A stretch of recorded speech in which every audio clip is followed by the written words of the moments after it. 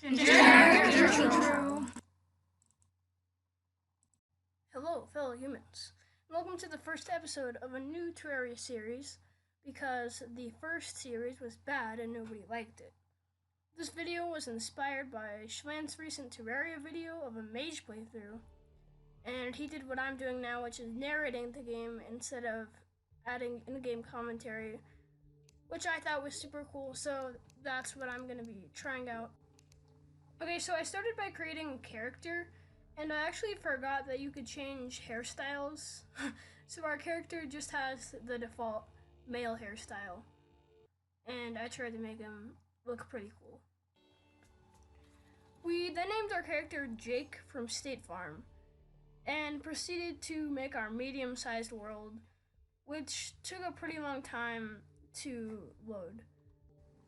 So here we are in Terraria. This guy next to me is actually our guide, and guides are pretty useless other than sacrificing them to demons. You may be thinking that this looks a lot like 2D Minecraft, and it is somewhat similar to Minecraft in the beginning, but as it progresses, it becomes more and more unique and interesting. I started by chopping down some trees and creating a platform and a workbench, which allows you to craft more stuff. You may also notice that everything looks a little Christmassy, like the slimes have bow ribbons on them and stuff. And that's just because I recorded this around Christmas, and Terraria always does cool stuff for the holidays. It was time to start mining, so we made our way into a cave, conveniently located right near our base. And we found our first chest, and it only contained some potions, tin bars, and some weak throwable items like grenades and daggers. Making our way down the tunnel a bit more, we found our first heart crystal, which basically increases the amount of heart containers you have, kind of like in Legend of Zelda.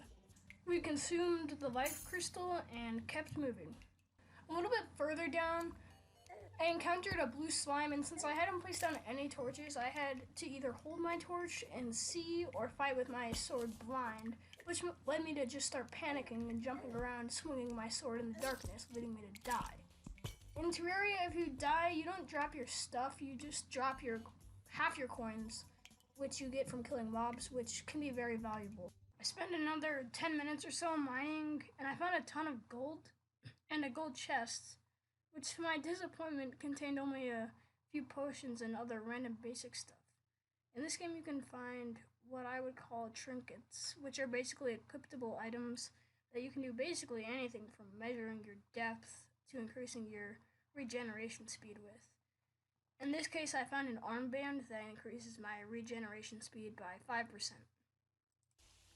Okay, now it was time for me to start building my house. Now, in most survival games, you need a house to store your stuff and protect yourself, while in Terraria, you definitely need that, but also the house serves as a home for NPCs that will move into your home if it meets the requirements.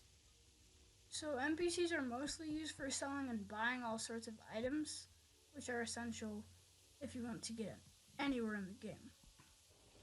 So, like I said before, an NPC can only move into a room if the room meets certain requirements. So these requirements are pretty simple.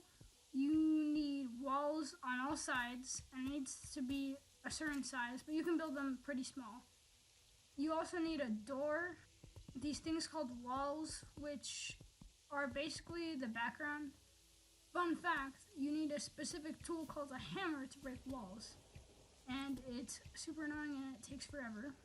You also need lighting, a table, and a chair.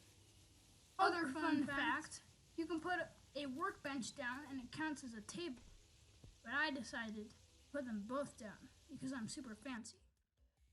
Okay, so now we have our first room done, and as you can see, Asher, our guide, now lives here, so he can now spend more of his time not having to worry about dying. Also, fun fact, guides never change their clothes ever for their entire life. After fighting a few zombies, it was time to go back into the mines. I know it's kind of boring, but I needed more ores and stuff. I decided to name the mine Asher's Pit of Death, after our guide Asher. Also, by the way, for the rest of the Terraria series, I'm going to be naming cool things that I find and be putting signs down. And if you comment a cool name for them below in the comments, I will add your name to the name of the thing, if that makes any sense. Anyways, mining trip was pretty boring until we found a railway, and then we died. And then we came back and found another life crystal, and we died again. So for the rest of the time, I went and explored to the right. I didn't find any new biomes yet, but I did find this cool box-shaped lake. Maybe you guys can name in the comments below. Hint, and a chest containing an umbrella. And umbrellas are very useful because they slow your falling, helping you kind of glide across places. And you don't take any fall damage when you're holding them, so that's also really nice. Okay, so that's the end of the first Terraria episode. Sorry it was kind of short. The original recording was actually over an hour, but I only kept it in the interesting parts.